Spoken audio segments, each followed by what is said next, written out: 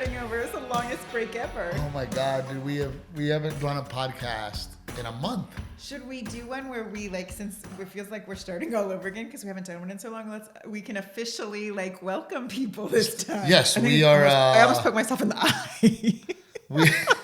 I don't even know what's happening, dude. It has been. There's so much to talk about. So much to. Yes, welcome everybody. There is so much to talk about. So last episode we recorded 2 episodes before we left town. So it's been a month. It has literally been a month. That's right. So then while you were putting your makeup on and not handling business, I was over here with Rick trying to figure it out. Not my department. Not your department. Not my department, but I was over here trying to figure it out. And then even Rick, who is was just let Renae do it? Well, he's a genius. He's a producer. The guy's super smart. I mean, and he's like, yeah, I don't remember how to do this.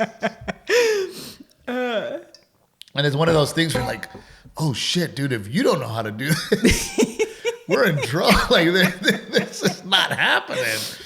But so much has happened. Well, yeah. I mean, we pre-recorded 2 episodes because we knew we were going to be traveling for 2 weeks. We were just supposed to be traveling for 2 weeks. And not even 2 weeks. It was going to be 2 weekends. Right. Right? Right. A week and a half. Then the funny part is, Betty, your assistant, your nanny. Behind the scenes Betty.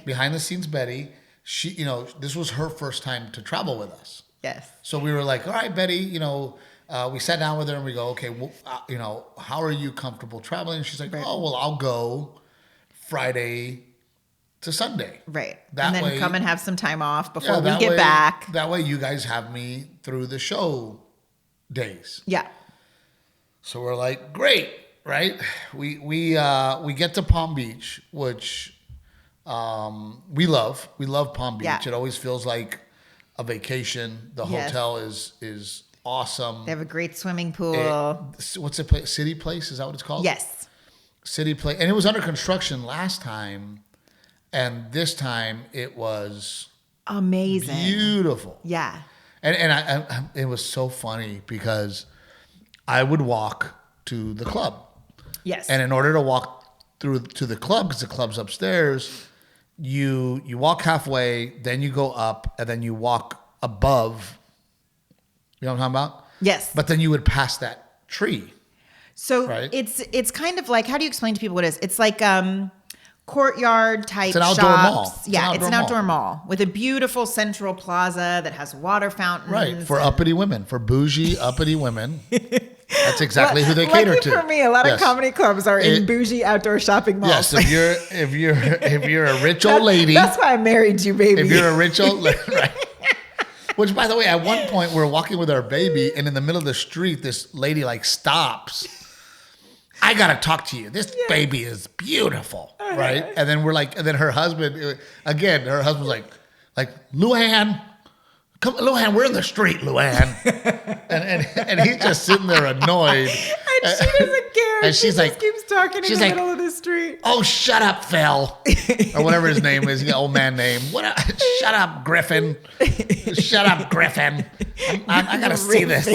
I don't know, some old man name. She's like, I gotta see this little baby. And we're in the middle of the street. That's how entitled this woman was. People were stopped, and she was just in the middle of the street, clueless, talking to the baby. Anyway, so yes, it's this outdoor mall, and they did this tree.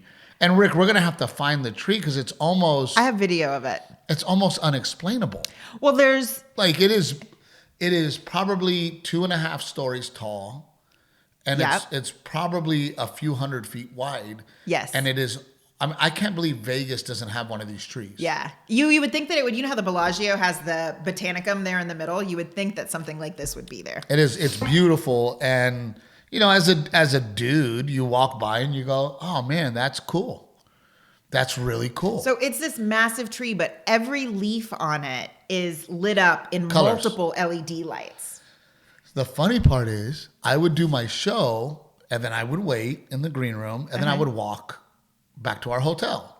Well, every single night that I walked back to the hotel, some poor bastard was there with his wife Of course, taking trying a to picture get the with the perfect photo and video. And I'd walk by and they'd be like, "You get it," and I'm like, "Yeah, dude, I definitely get it." Yeah. So Palm Beach, we love it. We were so excited to be on the road together as a family. This was this was our first time as a family of 4 on the road together. And we did it and for Delilah, who literally has not left the house. Poor thing's been a COVID baby. The furthest she's gone is in the stroller around the neighborhood or the swing on the front porch. We don't leave because of COVID. And so this was the first time that she got to see the world, right? And then poor thing, it was like all at once. It was sensory overload. Yeah, she's seeing this tree for the first time, right? But we get there. We're so excited to be on the road. Oh, and we traveled, me, you, Garrett, and Delilah there without Betty. Yes. And the hardest part is the moment from the curb to check the bags in. Should record that. Oh my God, dude. Look like schlepping all our luggage and car seats and strollers. And I feel so bad for Garrett because back in the day, before Delilah came into his life, he'd be like, "Hey, can I ride on the luggage?" And I'm like, "Yeah, buddy, get on the luggage. Like, come on." And then he'd sit on the luggage and I'd roll him around. And then now with Delilah, I'm like, "Look, buddy, we need you to carry things. You got to schlep some shit." Here, carry this bag. And so he's like rolling his little backpack. He's like this. And he's probably looking at Delilah like, "Oh, I used to have the life. I used to ride the suitcase," right? So we were able to get on the plane, and I was so worried because Delilah has been we're still trying to figure it out. Let's call it colicky baby. Yeah. We'll get to where we're at now. Okay. But we have this little girl who's a colicky baby, and I'm like, she's going to scream her head off the entire flight, and we're going to be those people. But you wore her in the... I wore her in the wrap, the little boba wrap. Yeah. And she slept the whole way. And I was like, oh my God, thank God. And I slept... I was like, I'm going to go sit in front, and I'll put you guys in the back. And I'll look at people like, oh my God, like, who brings a baby? I hear the baby's really beautiful, but who brings a baby? So we're really worried about that. And we get to Palm Beach and everything's going normal. We're just so exhausted. Right? Everything was normal, and we check into the hotel, and the hotel's nice, and we're happy. And then to talk about this, I was gonna say, I feel like we're all over the place already this episode. No, we're sticking. So much we want to talk about. We're sticking with Palm Beach. Okay. So then the week after that is Miami, and it's Valentine's Day. I'm trying to figure out what I'm going to do for you for Valentine's Day. Uh-huh. I end up through our friend Dan, Pittsburgh Dan. He sends his friend over, and he brings a friend. So then we start having the discussion of, hey, fellas, what do y'all do? Is this y'all's Valentine?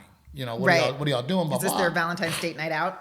Right. And he goes, well, one of the guys starts to talk to me about his jewelry company. And he says, you should buy something for your wife on my website. And I'm like, oh, crap. Like, this guy's trying to sell me something, which he is, right? Yeah. And then he shows me this website, and then he starts to explain what he does. And I had no idea. No idea. Well, you probably nerded out because this is like your wheelhouse. Well, no, but I didn't know that in the United States of America, and I have bad news for you ladies, in the United States of America, you are not buying 100% gold for your jewelry. Yeah. I didn't know that. It's mixed with other metals. If it's 14 karat gold, you basically have 50% gold. I was going to say, is that right? Are we screwing up the numbers or that's right? Something like that. Yeah. If it's 18% gold, you're looking at 75% gold. The carat. The way the carat translates to the percentage of 24 gold. Karat is 99.9% gold. I did not realize that you could not buy that in the States. So I didn't realize that either. Only certain countries actually have 24 karat gold jewelry. So he starts to explain to me, he's like, look, if you buy a necklace, a bracelet, anything from me, it is 100% 24 karat gold. Oh, you should go get the box. It's in the garage. Okay. Yes. Okay. Because that helps too. Yeah.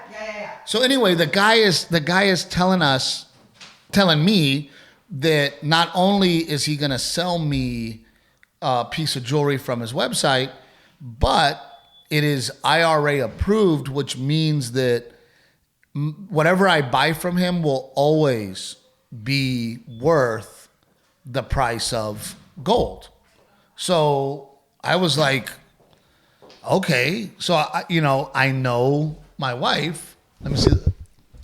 Dude, the packaging was cool, right? It's beautiful. Look at this. Oh, and he even put my name on it, Miss Mr. Trevino. But I thought that the packaging, show everybody. Yeah. I thought that the packaging was so freaking cool. I love this because to me, this is like old fashioned and timeless, the little wax seal.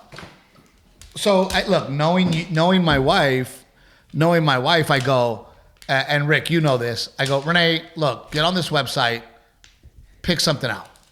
Because I don't want to pick it out and then, of course, find out that you don't like it. But isn't that cool? It looks like a book. It's like a book, yeah.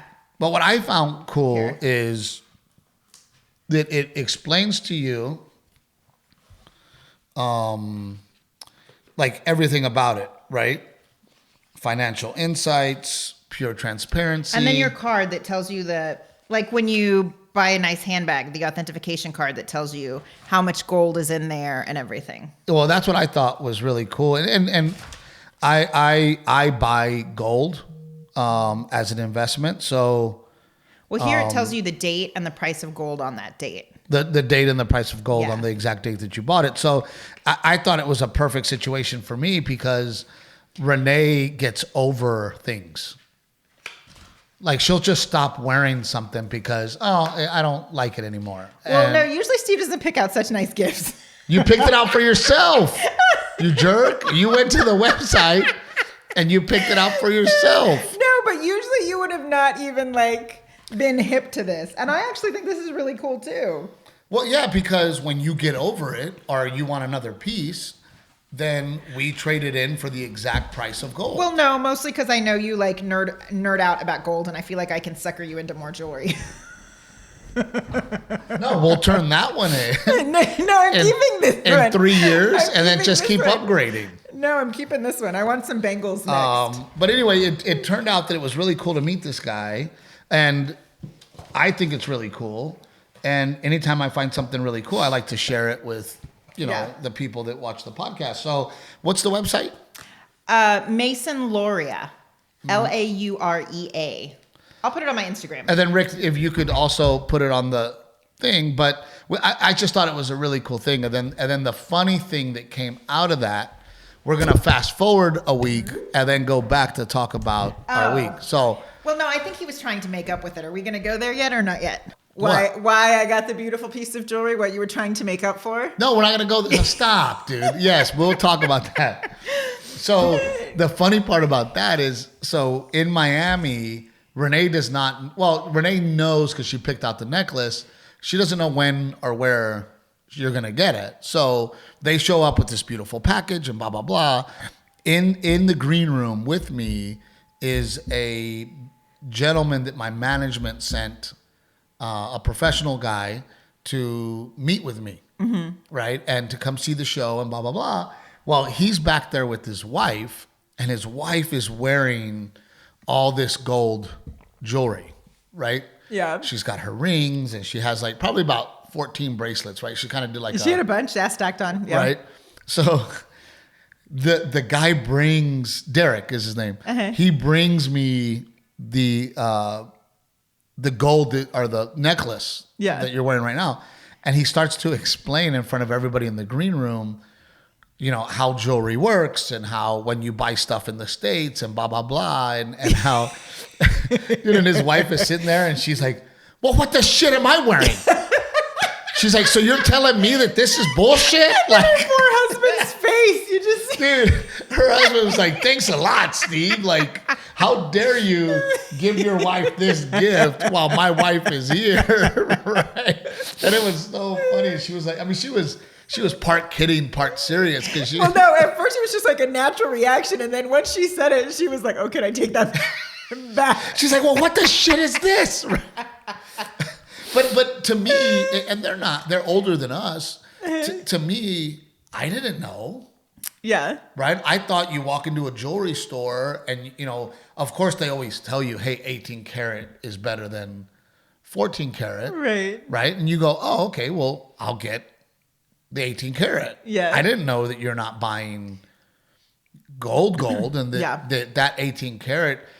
In my mind, I'm thinking, oh, well, if I ever have to melt these rings down and take it in for gold, they're not going to give you the price of gold. No. That's crazy. Yeah. So anyway, back to Palm Beach. I just thought that was really cool. Yeah. Right? And I'm glad you like it. I love it. I love it. I love it. And what's crazy, Rick, is the weight.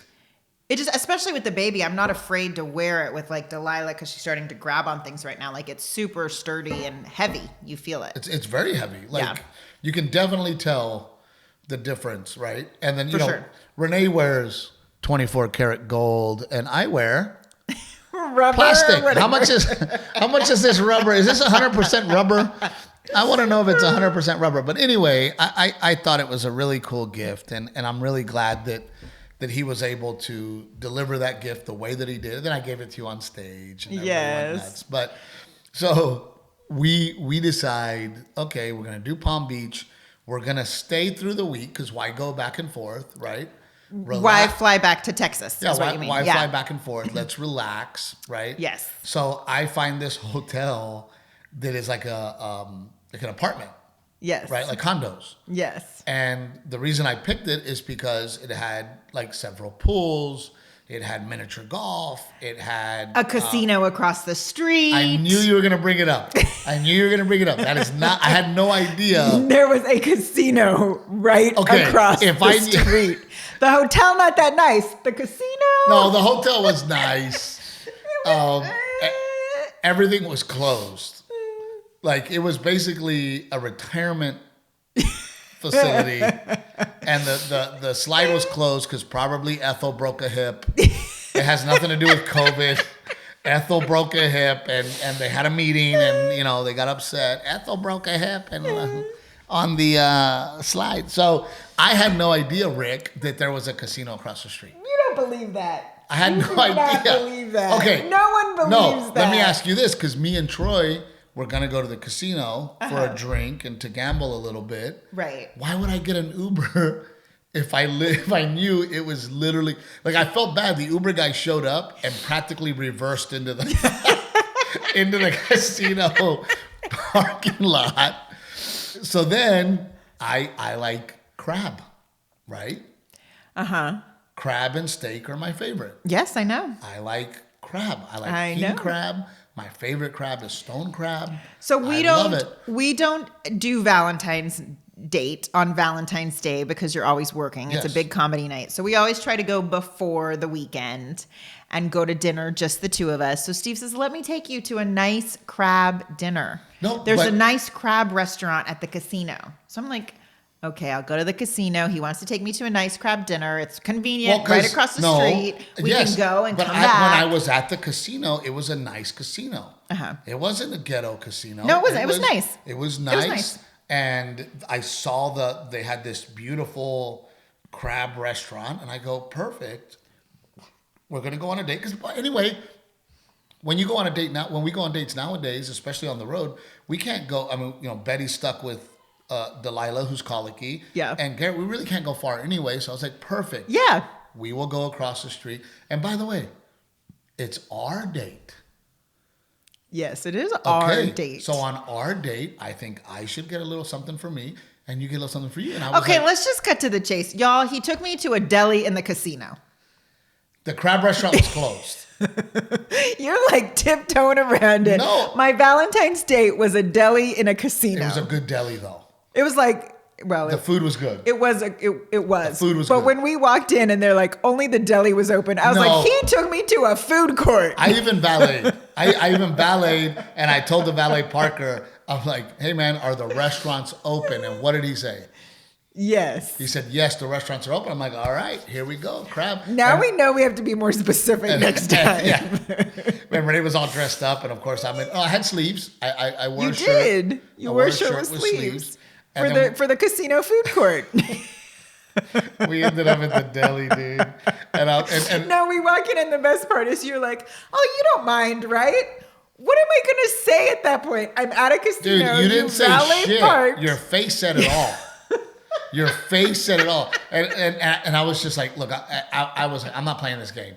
Like, here we are. Let's make the best of the situation. Yeah, you were selling. You were pushing the hard sell. You were like, baby, all that matters is like we're together, right?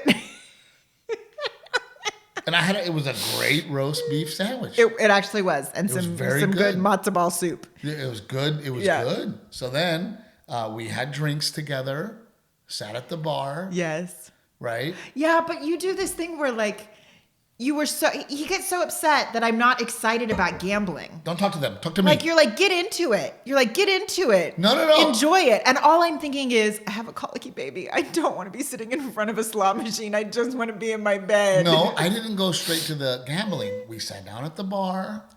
We had a couple drinks. We had a drink at the bar. That's true, right? Yes. And then I go, hey, let's go gamble a little bit since we're here. But you were so frustrated with me that I don't enjoy gambling. And like, I just don't. I would much rather be in my comfy bed, in my warm pajamas, Then why didn't you go home?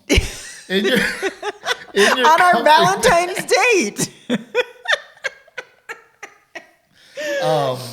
But it was crazy, Rick. So they don't actually have physical craps. They have a machine. Right? And I when Renae and I sat down at that that's machine, right. I forgot this happened. I go, I'm going to bet against the house. Captain Evil's here. Like, I'm gonna, right? Yes. Rick. And I have the photograph. Did you really take a picture of it? 7 sevens. There was a 6 in there in between. It wasn't like There 7 was sevens in a row. 6 in a row, then a number, and then a 7. And then I took the photograph, and it kept going. People were pissed, leaving. Fuck this machine. Like, people were grabbing people were mad, and I'm like, they don't know. I'm here with her. That's what happens. So then, but still things are going good. We're going to the swimming pool, right? We're hanging out. It's very chill. Where? In between Palm Beach. Oh, yeah. So then we check into Miami. Yeah. And they put us right by, we're in Doral, to be specific. So another club in an outdoor shopping mall. Yes. Yeah.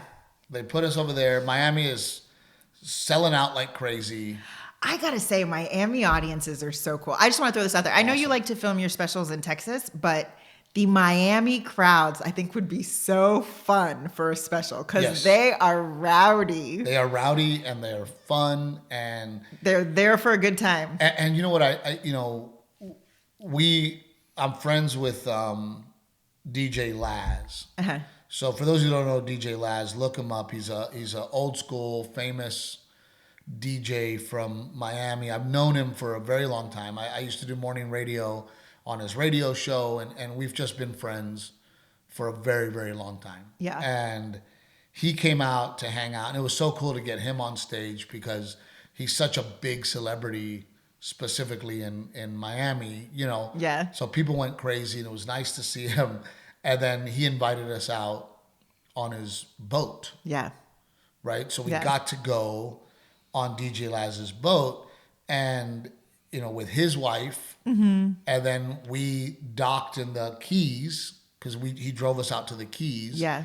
And we docked at the Keys, and then another boat showed up with 2 couples. Right? Yeah. And then Renae and I had a moment where these couples were talking, right? And the girls were dropping F-bombs and I go, Renae, you see, there's other people like us. And you were like, Miami is full of bougie women like you. Full of bougie women like you that drop F-bombs. It's our crowd. Yeah. Bossy bougie women. But it was such a beautiful day. And Garrett had such a good time. Yeah. Garrett had and he was the only kid with us. Yeah. And then he stood up and sung American Pie that day. Garrett likes to sing.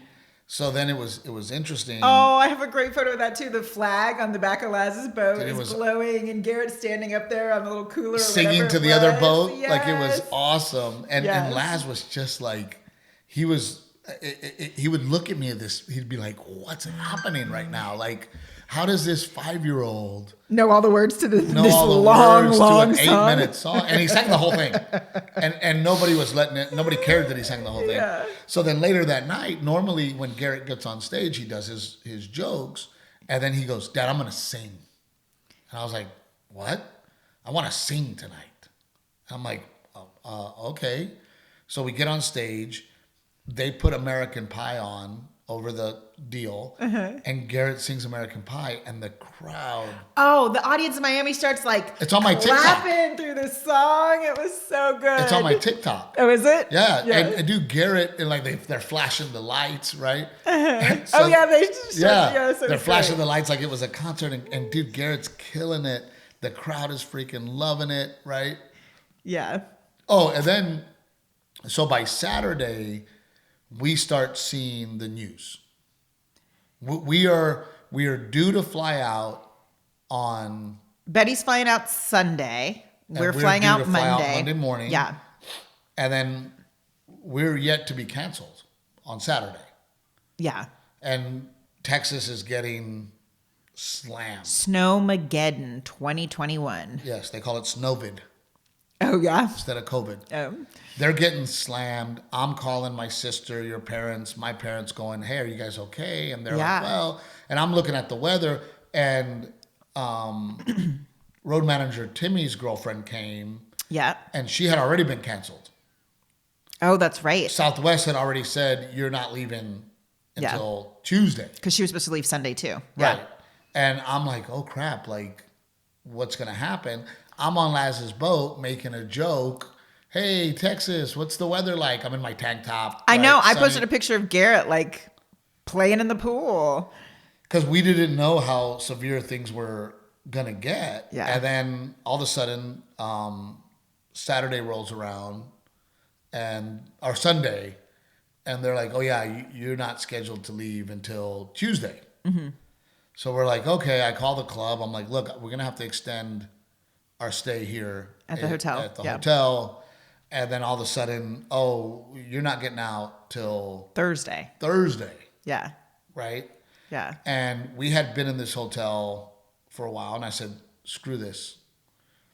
I go, "If we're stuck here anyway, right, let's go to the Keys." And at that point, now Betty was stuck with us too on her first trip. It's her birthday. She spent Valentine's Day with us, and then it's her birthday, and she had not planned on being with us for that. She planned on being with our family. But I'm like, screw this, dude. Like, if we're here, right? Let's make the best of it. Let's make the best of it. But there's so much of me that I would have rather been home. You know me. Oh, I thought you were going to say, but that's you inherently. You inherently are always like, okay, we're in this situation. What are we going to do to make it so much better? Well, yeah, but yes. But at the same time, the whole time I'm like, I want to be home. Yeah. I'd rather be going through it with everybody. Well, we don't know what's going on at our house. We heard the neighbor had sewage problems, and thank God for Jeff and Jess, because they have become such good neighbors to us. Yeah. And we've become friends with them. And I just feel so good about having them as neighbors, because I was calling Jeff going, "Hey man, what's going on? Can you go to the house? Can you walk around the house?" My fear was that water was pouring in our house and we're just gone. Or there's sewage all over our floor. Sewage, or something. Yeah. So thank God for Jeff. So we decide, okay, let's distract our minds. Let's go to the Florida Keys. Right. And we found this celebrate Betty's birthday. The last time we were in Miami, we had planned to do the Keys. This resort specifically. Well, because you always get booked. It just so happens, it seems like you're always in Miami during hurricane season. And we're like, we do it because it's my birthday and it'll be fun, but then it's always hurricane season. So we were going to go to this place called Hawks Cay. Hawks Cay. Yeah. Right? Because it's very kid-friendly. They've got the miniature golf. They've got a pirate ship. They've got... Dolphins. They're at the resort. Right? Yeah. So we go, okay, well, let's go spend the next 2 days there. I'm driving there, and the resort calls us and goes, we don't have a room for you. Yeah. And I'm like, well, I've got a newborn, almost 3-month-old. Yeah. I've got my 5-year-old. I got my wife. I got Betty. Yeah. I'm like, what do you mean there's no room? And they're like, well, we don't know how you booked it because we don't do same-day reservations. And I'm like, well, I spoke to somebody there. Yeah. And that somebody told me to hang on because they don't do same-day reservations. Then that somebody told me that they spoke to a manager that I'm okay to come. And now you're calling me when I'm halfway there? I know. And I'm like, I'm sorry. I go, but you're going to have to figure it out. Like, we are almost there. Yeah. So they're like, okay, so we'll figure it out. And then I get another call from cleaning staff. And then she's like, oh, there's no way. Yeah. There's no way we're going to clean this room for you. And I'm like, oh my God, are you serious right now? Yeah. Like, is this happening? But again, it's hard to complain when this is our problem. Yeah. Right? Yeah. So finally somebody else calls us up and says, okay, Mr. Trevino, we're going to work to get you in because we know that you do have a baby, but you can't check in till 7 or 8 o'clock in the evening. Yeah. And I'm like, they go, you can hang out by the pool. I'm like, no, I can't. Right. Like, I have a very fair-skinned child. I have a little baby. So then they were very sweet and they go, okay, well, we will give you a room that you guys can stay in until you're ready. So the baby has a place to nap. We can change, right, and shower. So we get in there, Rick, and we sit we get in there, we set up. Garrett and I, of course, are like, let's go to the pool. Yeah. We get dressed. Betty tells Renae, put a blanket down when you change her. I was just going to put her cute little swimsuit with her little ruffles on her butt on and her swim diaper. That's Betty it. Betty told her her last diaper exploded. She had an exploding butthole. Code Brown. She had an exploding Code Brown. So she tells me to do that. So then I'm like, no, I'll just change it real quick. I got 30, 40 minutes. We're at the pool. And then Renae comes down to the pool and she's like, well, Delilah shit all over the hotel bed. The room we were only going to use for a couple of hours. The white, very perfectly made bed is just covered in yellow brown. Oh. And I love that Betty was like, I told her. And I was like, Betty, Renae does what she wants. You are going to learn in this house. Literally, as I was putting on her swim diaper and taking the other one off, it just happened. All over my hands, her feet. She had it in between her fingers. Oh. And then she also, the swimsuit I was going to put on her was right next to her. So then it's all over her brand new little swimsuit. I mean, it was everywhere. So we ended up she was wearing a headband that managed to stay clean. So we ended up using the headband. That was a headband? It was not a tube top. I did not buy a tube top for my child. We made her headband work because that was all we had. Rick, Renae brings my baby and it looks like she's in a bikini. In a tube top. And I'm like, why is she wearing and she's like, look, that's all we had. And we got to figure it out. And she shit all over the freaking whole room. And I was like, you're mad at me because I'm not answering my phone. I was like, the phone was the least of my worries. I didn't want to get poop all over my phone. I do want to talk a little bit about the emotions that we've been going through with Delilah. Yeah. It has been one of the most difficult things that I have ever had to deal with. And I mean this very sincerely. I'd rather get punched in the face 4, 5, 6 times a day than go through what we're going through. Rick, did any of your kids have colic, any of your boys? No. No. I don't. If I did, I probably laugh and don't remember. I was going to say, Gigi dealt with it. Yeah. Dude, no. If they had it, Rick, you would remember it. It has been it's somewhat traumatic. It's very traumatic for you. I think what the challenge has been that I can manage the colic, but I'm managing that. And so anything else, like your needs, I don't care about because I can just manage that. So that's also a problem. No, I know. I know. It became very apparent these last 3 weeks. Well, no, I mean, she is screaming uncontrollably. It's so hard, yeah, because she's screaming uncontrollably, losing her mind, head to toe, red, like to the point where she's breaking out in a rash because of it. And you cannot console her. And then all of a sudden, she burps or farts, and she's fine. Fine-ish. Fine-ish. Yeah, fine-ish. You know, so then on this trip, we go, okay, well, I guess we should change formula. Well, no, you sat me down and you were like, we have to have a come to Jesus. Like, you need to admit that this baby has colic so that we can start solving the problem. And honestly, I honestly think that was part of the issue. You know, part of the issue is that you had this mommy denial that it wasn't colic. And you were kind of in this like, oh no, it's this or it's that. Well, no, because I think most people... Or it's the outfit's too tight, or she likes to be naked when she sleeps. So I gotta, no, she likes to sleep on her stomach. And no, there was a moment where I'm like, can we get to the point where we can say, hey, this is colic? Because I was reading about it, and every symptom that she had was colic. And I wasn't reading about it. I just knew colic as like, I think, and a lot of people, we think that colic is when a baby is fussy every night from a certain time to a certain time. And that was not Delilah's pattern. So I was like, it's not colic, it's something else.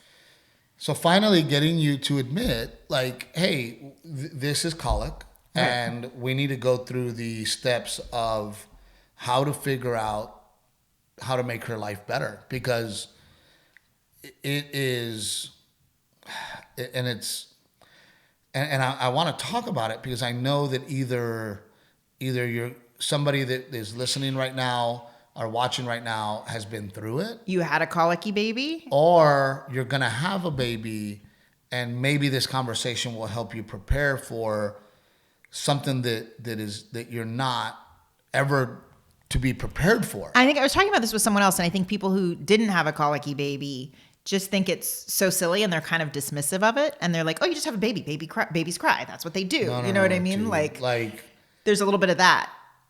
I mean, it's brought you to tears. Yes. It has brought you to full-on tears. Yeah. I mean, just to put it into perspective, we have help. We have Miss Betty, right? And you, and sometimes me. Not right? Really. Sometimes me. Not really. I'm always making your life comfortable. I'm taking care of things. By paying Betty, because then the baby cries and you're like, take this child. One of you women, take this child. Well, no, because you guys have gotten to the point where you find a way to make her somewhat comfortable. But yeah, that little girl has, and has worn out all three of us.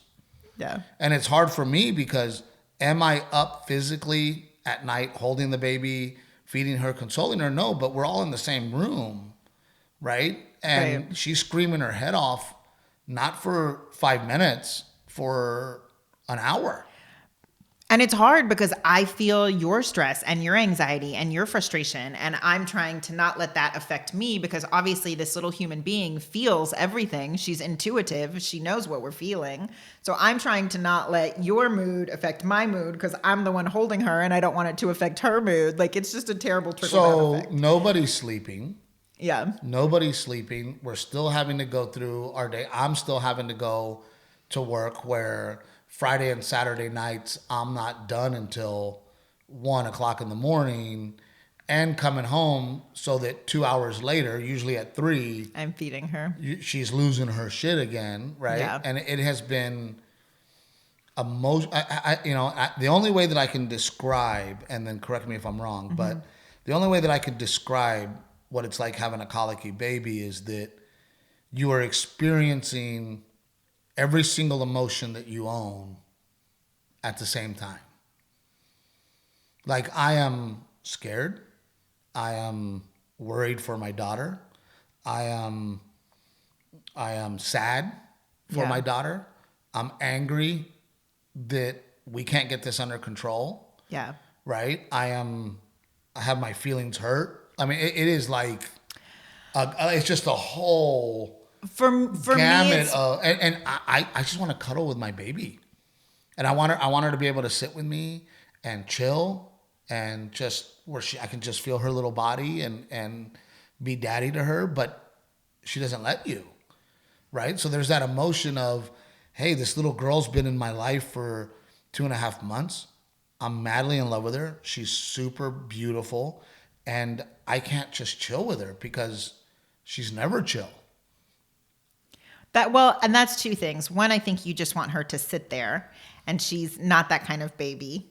No, I want to play with her and make her laugh. But she does have a little sense of humor. Like when Betty and I laugh at her, she laughs back at us. Yeah, absolutely. You know, when she feels well, she has a cute little personality. And for me, it's sad because I feel like you guys have not had a chance to bond. Well, and it's hard because when she feels well, it's like 5 minutes. Yes, it's a very short window. It's like 5 minutes, right? And by the time I get involved, she's over it.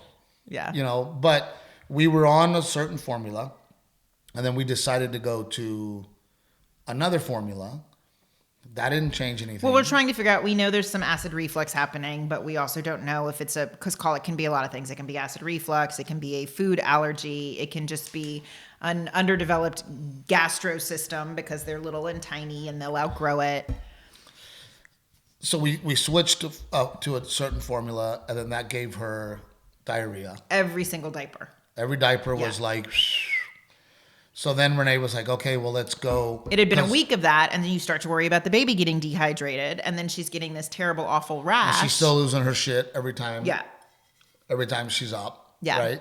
So then we moved to the middle. By the way, all of this on the road. Yeah.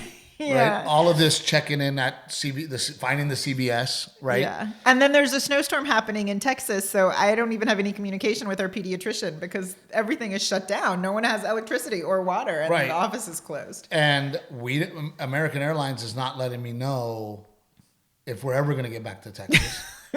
Yeah. So then they moved me to Thursday morning, all of us. Yeah. And to fly into Texas. Then I was going to turn around and fly to Phoenix.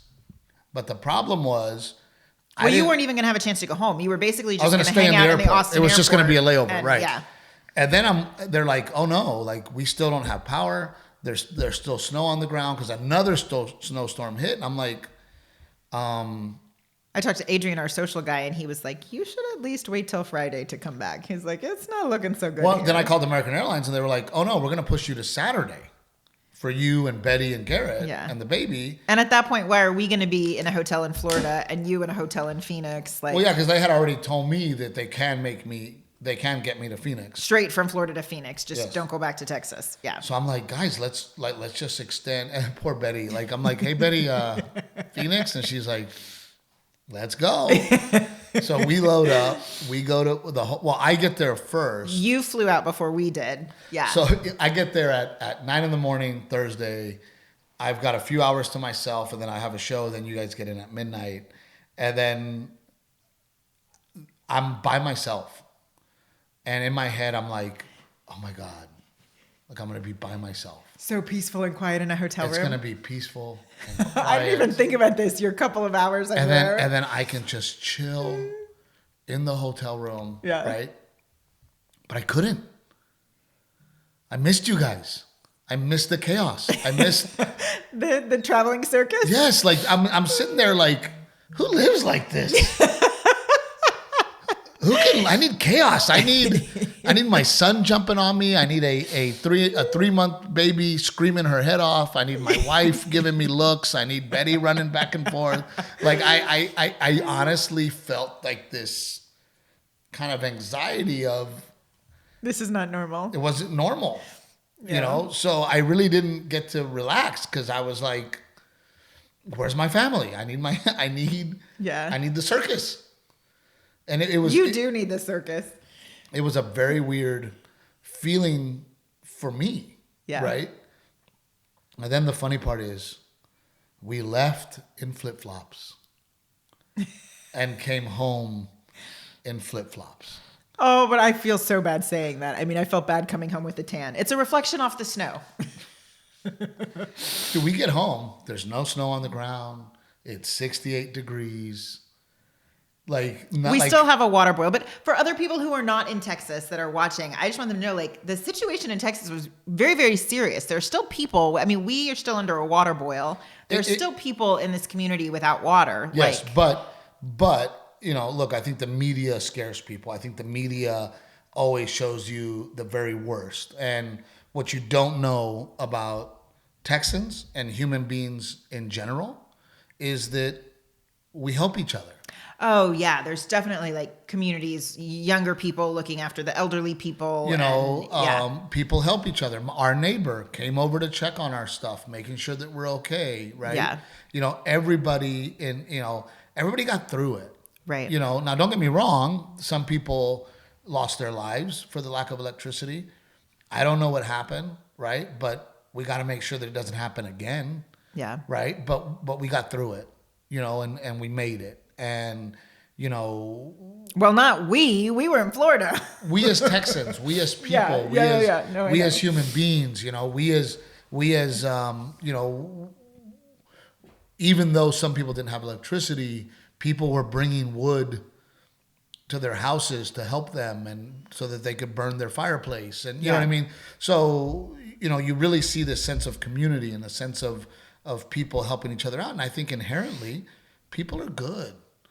And I think that when we see these natural disasters, we see the good in humans. Yeah. Right? We see people. I mean, there was a story that I read where this store owner closed, got to her store, and all the bottled waters that were outside were gone. And she's thinking to herself, oh my God, I had 50 cases of water out here that I was supposed to sell. They're gone. She opens her door, and $600 of people sliding money into her door here in Texas, right? And you hear stories like that to me should be out there, right? We should be talking about the human, right? And the good in people and the people that try to do the best they can, the people that try to be better, right? Instead, this store got broken into, and that does happen. Right. But can we also talk about the good humans, right? The people that were driving around and bringing food to the elderly, bringing blankets to the elderly? That was happening too. Right. Let's talk about that. Let's celebrate that. Yeah. And I get frustrated when Christina came, your friend, yesterday. Mm-hmm. Was it yesterday? Yeah. Or the day before? Or Sunday, yeah. She flew in from Los Angeles to be here because she had already planned to be here with us.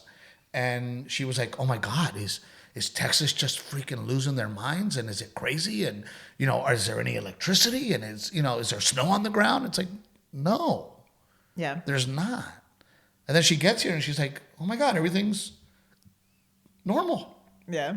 I mean, yes, we at this point have to boil our water. The grocery stores are still a little funky. Yeah, and I went to the grocery store yesterday, and then you hear about all the time. It's like, oh, these evil corporations. Man, HEB is a huge corporation. And but they're always great. They're always great. Helping feed America. And there's a story where everybody at HEB that was there, the power went out. They couldn't run their registers. They couldn't run the registers, and HEB said, bye. Take your groceries. Take your groceries. Go home. Take care of yourselves, right? All that stuff needs to be in the news because I truly believe that human beings are good people. Yeah. That they're good inside, right? And that at the end of the day, we all help each other. Yeah. And that we all look out for each other. And everything's become so polarized and so angry and so mad on social media specifically. But when shit goes down, people come together. And I also believe that we live in such a great country and such a great place that we, when things are going great, we want to create drama on social media. We want to create problems when there aren't no problems. We're very lucky people. Yeah. We're very lucky people. right? We right now in 2021 live better than kings and queens lived. Does that make sense? No. So what are you trying to say? Well, you go back 50, 100 years, the way that we're living now is unbelievable. You mean our modern conveniences? Our modern conveniences. Gotcha. Okay. Our lives, right? The fact that on my phone, I can turn up the heat. The fact that I have a library and information on my phone. Yeah. I watch TV. I have AC. You know what I mean? Yeah. I mean, I remember being a kid when my dad he bought a house that did not come with AC in South Texas. Yeah. And he bought a home without AC. And I would go to grandma's house and grandma didn't have AC. Yeah. She had a window unit in her bedroom to sleep. That was all the AC for the whole house, yeah. For the whole house, right? Yeah. So you know, I just get frustrated because I think we live in a very, very, and we have to have perspective, right? Yeah. And when we were in Florida, I wished that I was here. Yeah. But I assure you that if I was here, I would be wishing I was in Florida. Do you know what I mean? Of course, yes. And there were moments that we, even though we were tired, even though we had been on the road and not been home. Right, we just wanted to come home. Even though we were dealing with a colicky baby, we all had to remind ourselves several times. Yeah. Hey, we are in Florida. It's warm. It's warm. We can go eat at a restaurant. We can go eat at a restaurant, and our electricity's on. But we literally had to remind ourselves. Right. We had to look at each other and go, hey. And Betty too, right? Where Betty was like, look, I'm not with my husband right now, but I'm here. Right. And they're dealing with no electricity. They're dealing with snow. They're dealing with 7-degree weather. 7 to 9 degree weather. Yeah. And we're here. Yeah. So, you know, it's like the joke that I do at the end of my set about perspective. Truly having a perspective on the things that you do have. Yeah. You know. So, wanted to talk about that. And then did you have anything else that you wanted to talk about? No, that's it. We talked about it. We totally forgot to talk about Aztec Chevrolet. Oh, yeah. We love them. Renae and I, for South Texas, will be doing a commercial for TV. Yeah. So Aztec Chevrolet has they're loving what we're doing. They're loving all the support that you guys are giving them. So thank you so much. I know someone bought the Tahoe. Yep. So the Tahoe's on its way out. So he says he's going to give me a GMC Yukon Denali. So that's what we're going to drive. Yeah, that's what we're going to drive next. But so thank you to Aztec Chevrolet. And honestly, if you're thinking about buying a Chevrolet, please hit up our friends at Aztec Chevrolet. Anything else? You had other things you wanted to talk about, you said. No, I think we talked about it. Your big thing was the date. You taking me to a casino. Take it to a damn casino. You taking me to a casino. But I will say that this episode was really hard for me because there's so much. Oh, I feel like I know. When we just touched the surface on so many things. There's so many other things So I want to go back to doing it weekly. Yeah. So that we can really get into... Well, I mean, even if we had not been out of town, Rick was without power. Places didn't have electricity. Like, regardless of where we had been in the country, Snowmageddon would have put the kibosh on an episode. Snowmageddon. But hopefully we're back on track. Yes. And we will come back next week. We love you guys so much. Do me a favor. Please continue to share. Tag your friends in these episodes. Let people know that we exist. Please. And go ahead. I was just going to say, I just want to say a huge thank you to the people in West Palm and Miami and Phoenix. I mean, all your shows were sold out. And people came out and they laughed and they were awesome. And it was really, really cool. They embraced us. I have been very emotional because... You know, again, there was this fear of people forgot. And I had not been to Phoenix in a very, very long time. Yeah. And Miami in a very, very long time. And Palm Beach in a very, very long time. And we were adding shows. We got to that before we even landed in Phoenix, it was already sold out. Yeah. You know, Miami sold out. You know, Palm Beach sold out. So it has been a very humbling emotional experience for me too, that you know, it's one of those They love me. They really, really love me. And it was a huge relief to get Delilah's first trip under our belt. Yes. So we'll do it again. We're going to take a break for a little bit, but we'll do it again. Thank you guys so much. We can't tell you enough how much we care about you. Thank you, thank you, thank you.